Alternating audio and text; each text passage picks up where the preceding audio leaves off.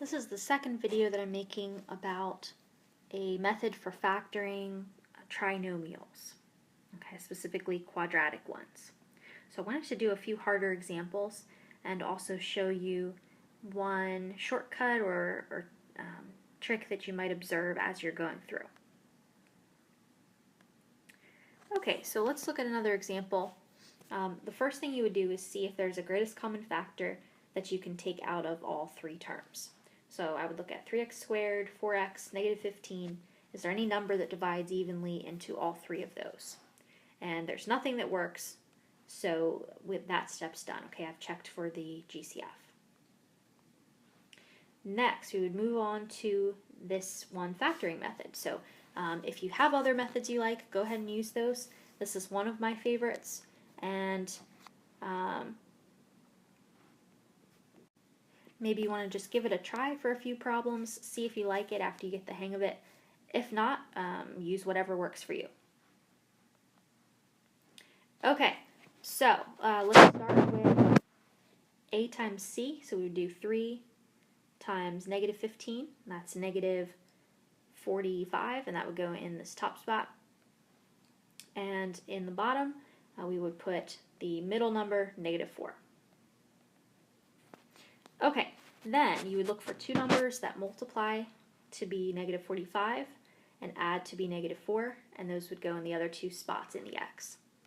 So if they're multiplying to be a negative 45, I know they need to be 1 plus and 1 minus. And if they're adding to be negative 4, then I know the larger number has to be negative. Okay, so think through factors of 45, make a complete list if that's helpful. If you can think of it, then just fill those in. Okay, so I can tell this is going to be a positive 5 and a negative 9. Another question you might ask, does it matter whether the 5 and negative 9 go in those spots or whether they're switched? And the answer is no, it does not matter.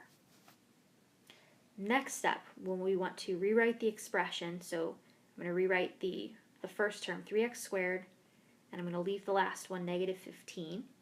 And in the middle, instead of writing negative 4x, we're going to write this as 5x and negative 9x. So you're rewriting it using whatever these two numbers were that you found.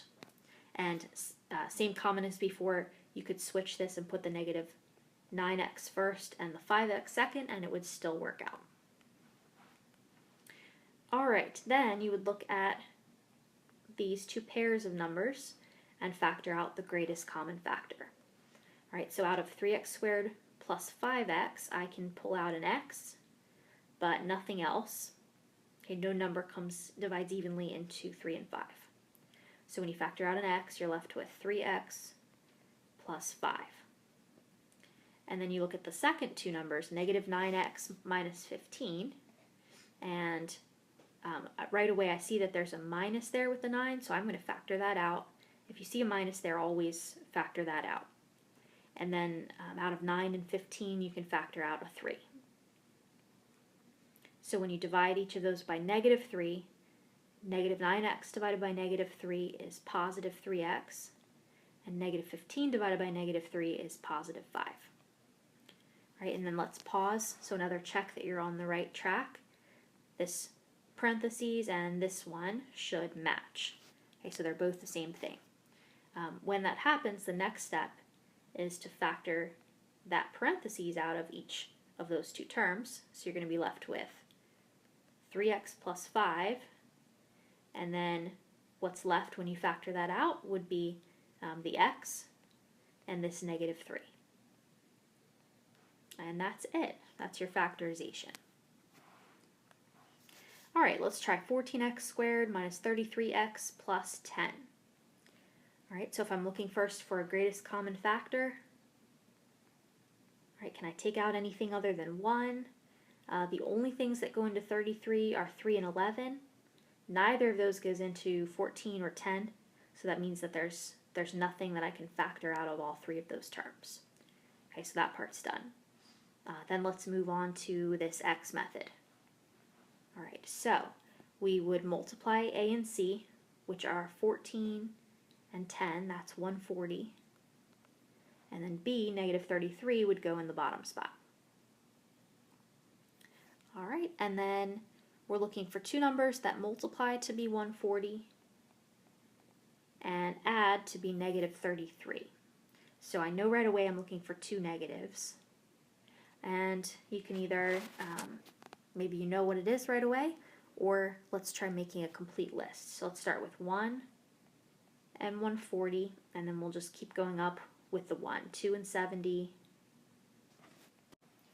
3 doesn't work, but we can do 4 and 35. 5 works, 5 and 28. And I'm going to stop there because I think we found it. So you could keep going. But if you look at 5 and 28, if we make those both negative, those add up to 33. Okay, so let's move on to the next step. So we want to rewrite the expression, write the first term and the last term just the same, 14x squared and plus 10. But in the middle, instead of negative 33x, we're going to write that as negative 5x and negative 28x. So the two new numbers that we found. Then we're going to look at these pairs of numbers, so 14x squared minus 5x and negative 28x plus 10, and see what the greatest common factor of each of those is. So out of 14x squared minus 5x, if I look at the numbers, I can't factor anything out. So nothing comes out of, nothing divides evenly into both 14 and 5. But I can take out an x. All right, so I'll do that. And then I'm left with 14x minus 5. And then how about negative 28x plus 10? Well, we see a negative there, so I'm going to take that out for sure. Looks like I can also factor out a 2, and that's it. All right, so divide negative 28x by negative 2, and you get 14x. And then 10 divided by negative 2 is negative 5. And then finally, we're going to factor out 14x minus 5 out of each of these two. So you're left with 14x minus 5. And then we have an x and a negative 2 left for the second parentheses. Okay, and then that would be the answer. This is the factorization. All right, what about a quadratic binomial? We just see two terms. So this method will also work for this type of an expression. So it will work for any quadratic. So as with the other ones, we want to see if there's a greatest common factor that can be pulled out.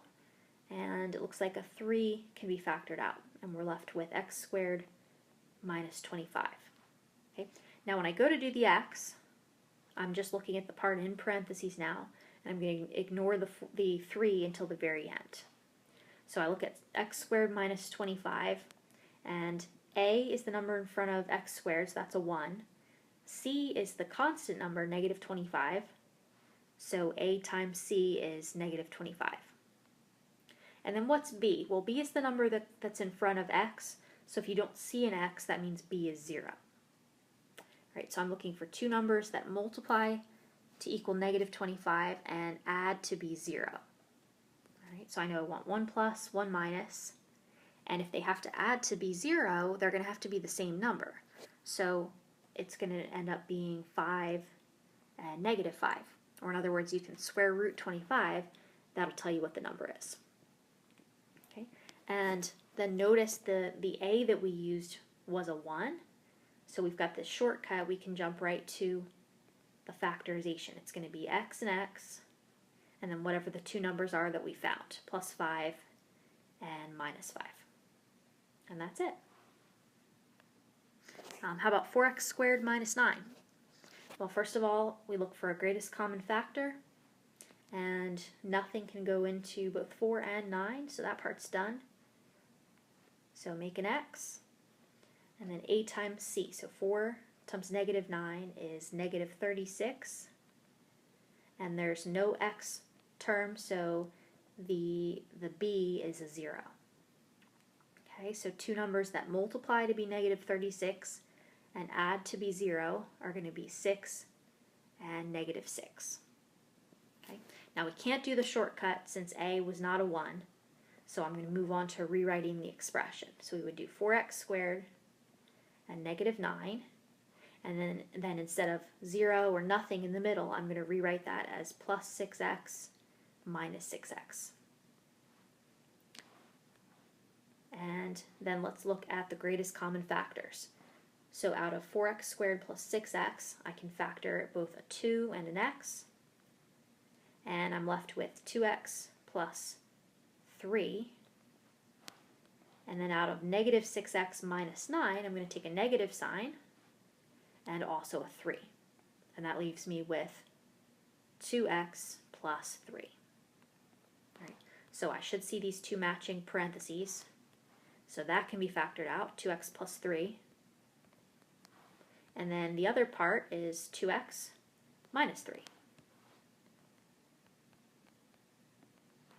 And that's it. All right, so let's pause here.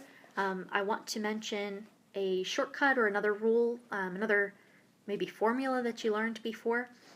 Things that look like 4x squared minus 9 are called differences of squares.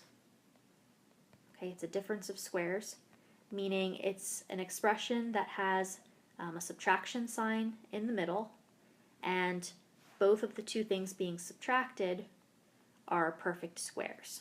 Okay, so for instance, 4x squared is just 2x squared, and 9 is just 3 squared. So differences of squares, you may have learned, always factor as whatever that square root is, the thing that's being squared. Okay, so you would just square root everything. So 4 would square root as 2 and 2. X squared square roots as x and x. 9 square roots as 3 and 3. And then you end up with 1 plus and 1 minus, so that those middle terms will cancel and will be 0. Now notice that was true on the last problem as well. Once we took out the 3, x squared is a perfect square, and so is 25, so that factored as x and x, 5 and 5, 1 plus and 1 minus.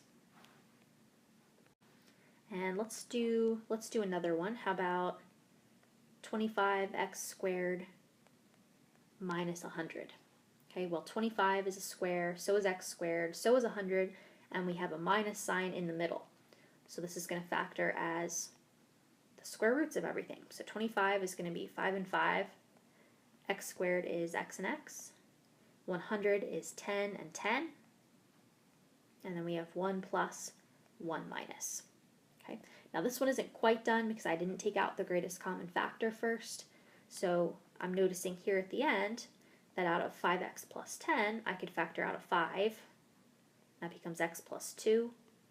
And then out of the second one, I can factor out another 5, and that becomes x minus 2. And then we usually put the 5s together at the beginning, make that 25. So really, maybe a more efficient way to do this would have been to take out a 25 at the beginning if I had seen that that's the greatest common factor, and then I would have been left with x squared minus 4, and that part factors as x plus 2, x minus 2. Okay, so to summarize, to check if something is fully factored, and we're looking specifically at quadratic expressions or equations, so we're always going to be looking at things that are like ax squared plus bx plus c, and then either maybe just an expression, or maybe they equal 0 or equal y, something like that. So if we're factoring things like this, we want to always make sure that the greatest common factor is a 1, that there's nothing you can pull out of all three terms. Then I would suggest that one factoring rule that I just taught you, or another factoring method that you like. And if you can factor it, great. If you can't, then that's all you can do. Okay, so your answer, you should end up with linear factors with a greatest common factor equal to 1. So that's a mouthful. Basically, we want things that are linear, no exponents in them. So things like x plus 3, okay, or 4x plus 5, those are linear factors. And their greatest common factor has to be a 1. So if I saw like a 2x plus 6, that's not done because you can take out a 2. All right, so we want things like x plus 3, 4x plus 5. You also might end up with quadratic factors that are not differences of squares. Okay, so we might end up with something like x squared plus 5. Okay, and that's fully factored. But basically, the way to check whether or not something like this can be factored is to use that x method, that AC method, the one that I just taught you, and see whether or not it can be factored. So let's check this one, x squared plus 5. Okay, so let's do this method with the x, because we haven't yet done an example of one that doesn't work out. All right, so a times c would be 1 times 5, and then b is 0. And then I need two things that multiply to be 5 and add to be 0. Okay, well, since 5 is positive, they're both going to have to be positive or both negative, and there's no combination of numbers that will multiply to be 5 that will add to be 0. Okay, well, let me clarify. No combination of integers. Okay, if we started looking at fractions and things, maybe it would be possible. And it turns out this one does work if you start looking at square roots. But for factoring, we're just looking at integer numbers. And my choices for 5, it really can just be 1 and 5. So if I play around with the plus and minus signs, neither of those combinations is going to give me 0. So if you can't make it past this x, that means that the thing you're trying to factor is already fully factored. Let's look at one more. What if it was x squared? Let's do plus 4x plus 5. So same thing, I would start out the same. A times c is 1 times 5, and this time b is 4. All right. So the only integers that multiply to be 5 are 1 and 5, and they have to either both be positive or both be negative to multiply to be positive 5. So neither of those is going to work to give me something that adds up to 4. The only way I can do that is if I do a negative 1, but then that would make this 5 negative. Okay, so there are no numbers that work, okay, and you would stop there. This would be fully factored. Okay, so that's it. That's my one method for factoring. If you wanted to look up more help on this, again, it's sometimes called the AC method or factor by grouping. Oops, factor by grouping. Okay, thanks for watching.